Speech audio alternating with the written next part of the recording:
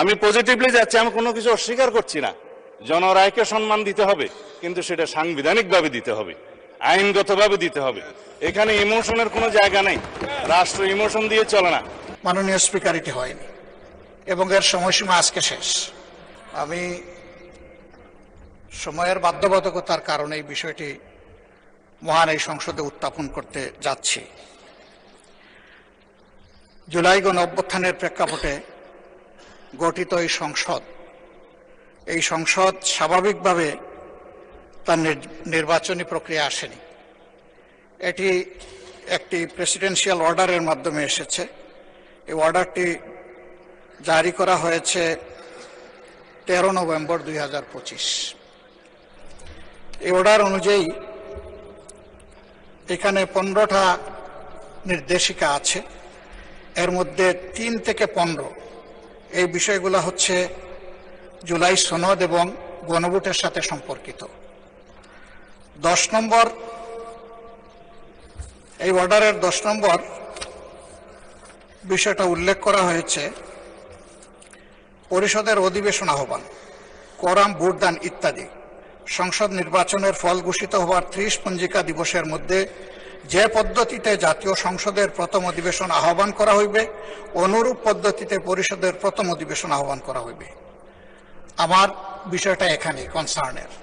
আজকে 30তম পঞ্জিকা দিবস, কিন্তু এর মধ্যে এই অধিবেশন আহ্বান করা হয়নি। এই অধিবেশন কিভাবে আহ্বান করা হবে সেই ব্যাপারে সংবিধানের 72 অনুচ্ছেদে নির্দেশিকা রয়েছে। সরকারি বিজ্ঞপ্তি দ্বারা রাষ্ট্রপতি সংসদ আহ্বান স্থগিত ও ভঙ্গ করিবেন এবং সংসদ আহ্বানকালে রাষ্ট্রপতি প্রথম বৈঠকের সময় ও স্থান নির্ধারণ করিবেন। তবে আরও শর্ত থাকে যে এই দফার অধীন তাহার দায়িত্ব পালনে রাষ্ট্রপতি প্রধানমন্ত্রী কর্তৃক লিখিতভাবে প্রদত্ত পরামর্শ অনুযায়ী কার্য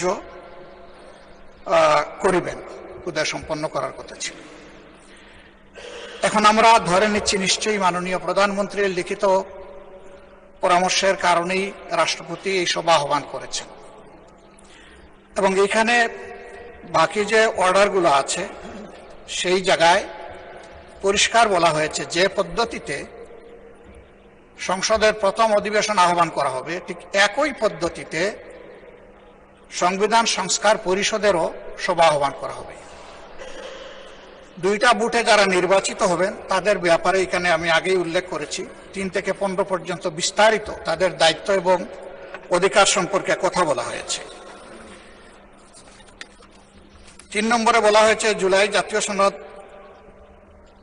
সনদে অন্তর্ভুক্ত সংবিধান সংস্কার বিষয়ে গণভোট। জনগণের সার্বভৌম ক্ষমতা প্রয়োগের উদ্দেশ্যে এই আদেশ এবং জুলাই জাতীয় সনদের সংবিধান সংস্কার সম্পর্কিত অংশ গণভোটে উপস্থাপন করা হবে। 4 নম্বরে বলা হয়েছে গণভোটে নিম্নরূপ প্রশ্ন উপস্থাপন করা হবে। যে 4টা প্রশ্ন ব্যালটের মধ্যে ছিল সেটা আর আমি উল্লেখ করতে যাচ্ছি না। 5 নম্বরে বলা হয়েছে গণভোট অনুষ্ঠানে এই আদেশ জারির অব্যবহিত পর অনুষ্ঠিতব্য জাতীয় সংসদ নির্বাচনের দিন এই আদেশ অনুসারে গণভোট অনুষ্ঠিত হবে। এটা হয়ে গেছে এবং গণভোটে যারা ভোট প্রয়োগ করেছেন তাদের মধ্যে প্রায় 70% মানুষ হায়ের পক্ষে ভোট দিয়ে তারা সংস্কারের পক্ষে রায় দিয়েছেন। 6 নম্বরে গণভোট অনুষ্ঠানের জন্য আইন প্রণয়ন। গণভোট অনুষ্ঠানের লক্ষ্যে নির্বাচন কমিশন কর্তৃক প্রয়োজনীয় ব্যবস্থা গ্রহণের উদ্দেশ্যে যথোপযুক্ত আইন প্রণয়ন করা হবে। এটাও হয়ে গেছে। সংবিধানের সংস্কার পরিষদ গঠন, উহার কার্যাবলী এবং বিলুপ্তি। গণভোটে উপস্থাপিত প্রশ্নের উত্তরে প্রদত্ত সংখ্যাগরিষ্ঠ ভোট হ্রাস সূচক হইলে এই আদেশ জারির অব্যবহিত পর অনুষ্ঠিতব্য জাতীয় সংসদের সাধারণ নির্বাচনে নির্বাচিত প্রতিনিধিগণের সমন্বয়ে একটি সংবিধান সংস্কার পরিষদ গঠিত হইবে। মাননীয় স্পিকার, এটি হয়নি এবং এর সময়সীমা আজকে শেষ। যাহা সংবিধান সংস্কার বিষয়ে সকল ক্ষমতা প্রয়োগ করিতে পারিবে। খ, উক্ত নির্বাচনে নির্বাচিত প্রতিনিধিগণ একসাথে জাতীয় সংসদের সদস্য হিসাবে এবং এই আদেশ অনুসারে সংবিধান সংস্কার পরিষদের সদস্য হিসাবে দায়িত্ব পালন করিবেন। এই সুযোগ আমরা পেতে চাই। পরিষদ উহার প্রথম অধিবেশন শুরুর তারিখ হইতে 180 কার্য দিবসের মধ্যে জুলাই জাতীয় সনদ এবং গণভোটের ফলাফল অনুসারে সংবিধান সংস্কার সম্পন্ন করিবে এবং তা সম্পন্ন করিবার পর পরিষদের কার্যক্রম সমাপ্ত হইবে। শুরুই হোক আগে, তারপরে সমাপ্ত। পরিষদের কর্মধারায় অংশগ্রহণের সময় নির্বাচিত প্রতিনিধিগণ পরিষদ সদস্য হিসাবে অভিহিত হইবেন। মানে দুইটা ক্যাপাসিটিতে আমরা এখানে নির্বাচিত হয়েছি, দুইটা বুথের মাধ্যমে, আলাদা আলাদা বুথ। এই আদেশের উদ্দেশ্য পূরণকল্পে পরিষদ ইহার অধিবেশন আহ্বান ও মুলতবি, সংবিধান সংস্কার বিষয়ক প্রস্তাব উত্থাপনের পদ্ধতি, উক্ত প্রস্তাব বিবেচনা ও গ্রহণ এবং অন্য সকল বিষয়ে কার্যপ্রণালী নির্ধারণ করিবে। জাতীয় সংসদ সচিবালয় পরিষদকে সাচিবিক সহায়তা প্রদান করিবেন। শপথ এবং শপথ পাঠ পরিচালনা, নির্বাচিত প্রতিনিধিগণ সংসদ সদস্য হিসাবে শপথ গ্রহণের পর একই শপথ অনুষ্ঠানে এই আদেশের তফসিলে বর্ণিত এক অনুযায়ী পরিষদ সদস্য হিসাবে শপথ গ্রহণ করিবেন এবং অনুরূপ শপথ পত্রে স্বাক্ষর দান করিবেন। আমরা সকল বিরোধী দলীয় সদস্য ৭৭ জন আমরা এটা গ্রহণ করেছি এবং স্বাক্ষর প্রদান করেছি।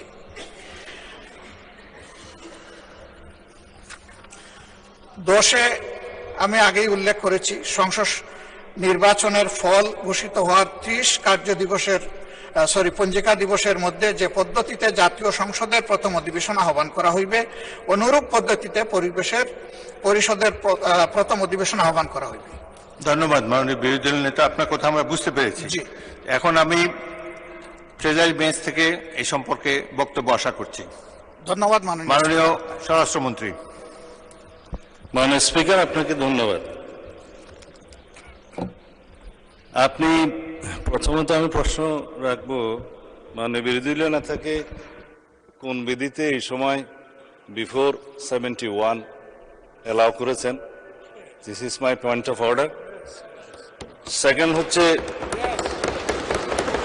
যদি জরুরি জনগুরুত্বপূর্ণ বিষয়ে কোনো মুলতবি প্রস্তাব আনতে হয়, সেটার জন্য বিধি আছে, সেই বিধিতে কোনো নোটিশ তিনি দিয়েছেন কিনা রুলস অফ প্রসিডিউর 62 অনুসারে। তৃতীয় প্রশ্ন হচ্ছে, যদি জরুরি জনগুরুত্বপূর্ণ বিষয়ে কোনো সংক্ষিপ্ত আলোচনা করতে হয়, সেই বিষয়ে বিধি 68 অনুসারে কোনো নোটিশ দিয়েছেন কিনা। এটা হচ্ছে আপনার প্রতি আমার প্রশ্ন। তারপরেও যেহেতু আপনি এলাও করেছেন, মাননীয় বিরোধী দলীয় নেতা যেহেতু কিছু প্রশ্ন উত্থাপন করেছে, জাতির উদ্দেশ্যে কিছু কথা বলতে হয়, না হলে পরিষ্কার হবে না। তিনি পুরো জুলাই জাতীয় সনদ সংবিধান সংস্কার বাস্তবায়ন আদেশ 2025 টপ টু বটম পড়েছেন, এ টু জেড। এটা আদেশ নম্বর 1/2025, 13 নভেম্বর। আমি হাউসের বাইরে বিভিন্ন জায়গায় আলোচনায় বলেছিলাম, রাষ্ট্রপতি অধ্যাদেশ জারি করতে পারেন যখন হাউস সেশনে থাকে না, আর্টিকেল 93 অনুসারে।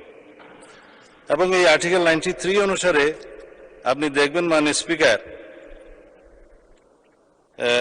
ক্লজ কতে 93(1) ক্লজ ক লেখা আছে, সংবিধানের ধারা পরিবর্তন হবে বা সংবিধান পরিবর্তন হবে, এরকম কোনো বিষয় অধ্যাদেশের মাধ্যমে আসতে পারে না, সেটা জায়েজ নাই। রাষ্ট্রপতি অধ্যাদেশও সেটা সংবিধান পরিবর্তনের কোনো বিধান করতে পারেন না। কিন্তু এই যে আদেশ, এই আদেশটা না অধ্যাদেশ না আইন, মাঝামাঝি কি জিনিস, সেজন্য আমি বলেছিলাম এটা হয়তো নিউট্রাল জেন্ডার হতে পারে। এনিওয়ে, এটা আমি অসংসদীয় বা আনপার্লামেন্টারি কোনো শব্দ এখানে ইউজ করতে চাই না, এটা বাইরের বক্তৃতা হলে বলা যেত। এই যে আরোপিত আদেশ যেটা তিনি পাঠ করলেন, এই আদেশের তিনি বললেন সেকশন 3-তে জুলাই জাতীয় সনদে অন্তর্ভুক্ত সংবিধান সংস্কার বিষয়ে গণভোট, এবং বলা হয়েছে সেকশন 10-এ পরিষদের অধিবেশন আহ্বান, কোরাম, ভোটদান ইত্যাদি। অর্থাৎ এটা সংবিধান সংস্কার পরিষদের সদস্য হিসেবে তারা অসাংবিধানিকভাবে শপথ নিয়েছেন বটে, সেই পরিষদের আহ্বানের জন্য তিনি রাষ্ট্রপতির আর্টিকেল 72 অনুসারে কনস্টিটিউশনের অধিবেশন আহ্বানের ঘোষণা চাচ্ছেন। এবং তিনি বলেছেন যেহেতু দুইটি কাজ বাদে বাকিগুলো সব প্রাইম মিনিস্টার রিকমেন্ডেশনে প্রেসিডেন্ট করে থাকেন এবং একইভাবে এই সংসদের আহ্বানও তিনি করেছেন প্রধানমন্ত্রীর পরামর্শ অনুযায়ী আর্টিকেল 72 অনুসারে। তো এইখানে প্রেসিডেন্টের ক্ষমতা যে প্রধানমন্ত্রী পরামর্শ দিয়েছেন তিনি জাতীয় সংসদের অধিবেশনে আহ্বান করবেন আর্টিকেল 72 এবং স্থান এবং সময় নির্ধারণ করবেন করেছেন। আর্টিকেল 73 অনুসারে তিনি ভাষণ দেওয়ার কথা ভাষণ দিয়েছেন। আমাদের বিরোধী দলীয় বন্ধুরা ভাষণ শুনতে চাননি, চলে গিয়েছেন, ভালো কথা, কিন্তু সেই ভাষণের উপর আলোচনার জন্য তিনি কালকে প্রস্তাব করেছেন 50 ঘন্টা বরাদ্দ করা হোক। এখন যদি রাষ্ট্রপতির ভাষণের উপর 50 ঘন্টা আলোচনা হয় ভালো, সংখ্যা অনুপাতে সেই সময় বরাদ্দ করা হবে, আমরা অ্যাপ্রিসিয়েট করি। কিন্তু এই যে আর্টিকেল 72 অনুসারে সংবিধান সংস্কার পরিষদের যেখানে অস্তিত্ব না থাকায় প্রধানমন্ত্রীও সেটা পরামর্শ দিতে পারেন না রাষ্ট্রপতিকে, রাষ্ট্রপতিও সেই অধিবেশন আহ্বান করতে পারেন না, বিধায় সে করেননি। তা এখন যদি তাদের প্রশ্ন অনুসারে এই আদেশটা যদি বৈধ হয়, রাষ্ট্রপতি যে আদেশটা জারি করেছেন সেটা যদি সাংবিধানিক হয়, সেটা আমরা এখানে আলোচনা করতে পারি। ইদানিং একটা আলোচিত বিষয় হয়েছে, জুডিশিয়ারিতে সেটা আপিল হয়েছে, রিট হয়েছে, এই সংবিধান সংস্কার বাস্তবায়ন আদেশ এইটা এবং গণভোটের সার্টেন পোর্শন কেন আনকনস্টিটিউশনাল ডিক্লেয়ার করা হবে না, সেই মর্মে রুলও জারি করা হয়েছে শুনলাম। এখানে হয়তো জুডিশিয়ারির মতামত দিবে, বাট জুডিশিয়ারির মতামত এই সোভারেইন পার্লামেন্টের উপরে কখনো বাইন্ডিং না। কিন্তু এই সোভারেইন পার্লামেন্ট কখনো আবার এমন কোন আইন প্রণয়ন করতে পারে না যেটা জুডিশিয়ারিতে যে চ্যালেঞ্জ হয়ে নাল অ্যান্ড ভয়েড হয়ে যাবে, আল্টারভায়ার্স টু দি কনস্টিটিউশন হয়ে যাবে। তো সুতরাং আমাদেরকে উভয় দিকে লক্ষ্য রেখে জাতির বৃহত্তর স্বার্থে আইনানুগভাবে এবং সাংবিধানিকভাবে যেতে হবে এই মহান জাতীয় সংসদে আমাদের সমস্ত কার্যক্রম। এখন যদি বলা হয় যে গণভোটের রায় বাস্তবায়নের জন্য সংবিধান সংস্কার পরিষদ গঠন করতে হবে, মানলাম আমরা নির্বাচিত হয়েছি সাংবিধানিক ভোটে। নির্বাচন কমিশনের দুইটাই এখতিয়ার, একটা হচ্ছে জাতীয় সংসদের নির্বাচন অনুষ্ঠান করা, আর একটা হচ্ছে রাষ্ট্রপতির নির্বাচন অনুষ্ঠান করা। এটা হচ্ছে কনস্টিটিউশনাল ম্যান্ডেট, যেটা নির্বাচন কমিশন পালন করতে বাধ্য। কিন্তু আরেকটা আইন হয়েছে গণভোটের জন্য, এটা আমরাও প্রস্তাব করেছিলাম, যেহেতু আইনি ভিত্তি চেয়েছেন সবাই জুলাই জাতীয় সনদের, যে জনগণ কি বলে আমরা দেখি। সেখানে জুলাই জাতীয় সনদ যেভাবে স্বাক্ষরিত হয়েছে, রাজনৈতিক সমঝোতার দলিল হিসেবে ঐতিহাসিকভাবে যেটা স্বাক্ষরিত হয়েছে, তার উপর ভিত্তি করে জুলাই জাতীয় সনদের পক্ষে এদেশের জনগণ আছে কি নাই সেই প্রশ্নে গণভোট হতে পারে, এবং সেটা একদিনে হবে না, 2 দিনে হবে, সেই বাহাস অনেকদিন হয়েছে, অতঃপর একদিনে অনুষ্ঠিত হয়েছে। এবং সেই ব্যালটে গণভোটে হ্যাঁ এবং না লেখা ছিল, কিন্তু এই আদেশটা মাঝখানে জারি করে আরেকটা প্রশ্ন ওখানে ইন্ট্রোডিউস করে দেয়া হয়েছে যে এই প্রশ্নে গণভোট দেয়া হলো 4টা প্রশ্ন, যে প্রশ্নের মধ্যে একটা বিশাল প্রশ্ন জুলাই জাতীয় সনদের সমঝোতা হয়নি, এটা একটা জবরদস্তিমূলক আরোপিত আদেশ করে সেই আদেশের একটা প্রশ্ন গণভোটের মধ্যে দেয়া হলো, যেটা আমার পড়তে লাগছে 3.5 ঘন্টা। জনগণ সেটা পড়ে হ্যাঁ এবং না দিয়েছে কিনা আমি জানি না, তবে 4টা ভোট 4টা প্রশ্ন, সেই প্রশ্নের মধ্যে একটা অ্যান্সার দিতে বলা হয়েছে, আইদার হ্যাঁ অথবা না বলুন।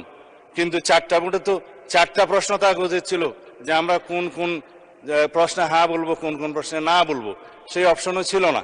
আমি সেই লম্বা বাহাসে যাচ্ছি না, তারপরও গণভোটের রায় যদি বাস্তবায়ন করতে হয়, সেই গণভোট এই আইন অনুসারে, সেই রায় অনুসারে সংবিধানে আগে সংস্কার আসতে হবে, সংবিধানের সংশোধন আসতে হবে। সংবিধানে যদি সেটা আমরা গ্রহণ করি, তারপরে সেই গণভোটের রায় বাস্তবায়নের জন্য তখন সংবিধান যদি এটা কন্টেইন করে, ধারণ করার পরে তখন যদি পরিষদের সদস্য হিসেবে শপথ নিতে হয়, সেটা তখনকার ব্যাপার হবে, সেটা আমরা let us have debate on it. তবে এখন এই সংবিধান সংশোধনের জন্য আমরা এই সেশনে বিল আনতে পারবো কিনা সেটা যথেষ্ট সন্দেহ আছে। এই কারণে যে 133টা অধ্যাদেশ এখানে উত্থাপিত হয়েছে প্রথম দিনে, আজকে হয়তো মাননীয় আইনমন্ত্রী সেগুলা বিশেষ কমিটি দেওয়ার জন্য প্রস্তাব করতে পারেন, তারপরে সেটা স্ক্রুটিনি হবে, রিপোর্ট পেশ হবে, সময় আছে 30 দিন। এটা কোনো কার্য দিবস নয়, পঞ্জিকা দিবস। 30 দিনের মধ্যে এই অধ্যাদেশগুলো সম্পর্কে আমাদেরকে ফয়সালা করতে হবে। এখন সেই অধ্যাদেশগুলো ফয়সলা করতে গিয়ে 15 দিন এখন লম্বা ছুটিতে 29 তারিখের আগে আপনি আর সেশন করতে পারছেন না আজকের পরে, তখন এগুলো করতে করতে এই সেশন চলে যাবে। তারপরের সেশনে আপনার বাজেট অধিবেশনের সময় যদি আপনারা অ্যালাউ করেন যে সংবিধান সংশোধনের বিষয়ে এই হাউস সিদ্ধান্ত নেয়, কার্য উপদেষ্টা কমিটিতে যদি সিদ্ধান্ত হয়, তখন বাজেটের এই সেশনের মধ্যেও সংবিধান সংশোধনের জন্য কমিটি করে তারা এই জুলাই জাতীয় সনদকে সেখানে ধারণ করে সংবিধান সংশোধনের জন্য বিল উত্থাপন করতে পারে। সেই বিলটা তারপর আলোচনা হবে, পাশ হবে, সেটা তখন সেই সেশনে করা যাবে কিনা আপনারা সিদ্ধান্ত নেবেন। আমি পজিটিভলি যাচ্ছি, আমি কোনো কিছু অস্বীকার করছি না। জনরায়কে সম্মান দিতে হবে, কিন্তু সেটা সাংবিধানিকভাবে দিতে হবে, আইনগতভাবে দিতে হবে। এখানে ইমোশনের কোনো জায়গা নেই। রাষ্ট্র ইমোশন দিয়ে চলে না, রাষ্ট্র চলে সংবিধান দিয়ে, আইন দিয়ে, কানুন দিয়ে। তা আমরা সেইভাবে যাই। আমি বিরোধী দলের নেতাকে যথেষ্ট সম্মানের সাথে এটা প্রস্তাব দিতে চাই যে আসুন আমরা কার্য উপদেষ্টা কমিটিতে সে বিষয়ে আলোচনা করি, কখন সংবিধান সংশোধনের জন্য আমরা বিল উত্থাপন করতে পারবো এবং জুলাই জাতীয় সনদকে আমরা অক্ষরে অক্ষরে পালন করতে আমরা প্রতিশ্রুতিবদ্ধ। আমরা জাতির কাছে অঙ্গীকার করেছি যে জুলাই জাতীয় সনদ ঐতিহাসিকভাবে যেভাবে স্বাক্ষরিত হয়েছে, রাজনৈতিক সমঝোতার দলিল হিসেবে তার প্রতিটি শব্দকে আমরা সম্মান করি। কিন্তু জুলাই জাতীয় সনদের বাইরে আরোপিত কোনো আদেশ দিয়ে, কোনো অবৈধ আদেশ দিয়ে সেটা কোনো সংবিধান সংশোধন করা যায় কিনা, সেটা একটা বিশাল আইনি প্রশ্ন, সাংবিধানিক প্রশ্ন। সেটাও আমরা ডিবেট করি, আলোচনা করি, আমরা কার্য উপদেষ্টা কমিটিতে আলোচনা করি এবং সংবিধান সংশোধনের জন্য আমরা বিল উত্থাপন করি। সেই বিল আমরা সমঝোতার ভিত্তিতে এই মহান হাউসে গ্রহণ করি। তারপরে এই সংবিধান অনুসারে রাষ্ট্র পরিচালিত হবে এবং ইনশাআল্লাহ আমরা সংবিধান মেনেই এই পর্যন্ত এসেছি এবং সংবিধান মেনে চলবো। সামনের দিনগুলোতে আমরা সাংবিধানিকভাবে এই রাষ্ট্রকে এগিয়ে নিয়ে যাব। ধন্যবাদ মাননীয় স্পিকার। মাননীয় বিরোধী দলের নেতা, আপনি অত্যন্ত জনগুরুত্বপূর্ণ একটি বিষয় উপস্থাপন করেছেন। এই ধরনের গুরুত্বপূর্ণ বিষয় অন দি স্পট সলিউশন দেওয়া যায় না, এটার জন্য আপনি নোটিশ দেবেন। আপনার নোটিশ পাওয়ার পর এ ব্যাপারে আমার সিদ্ধান্ত জানাবো। ধন্যবাদ।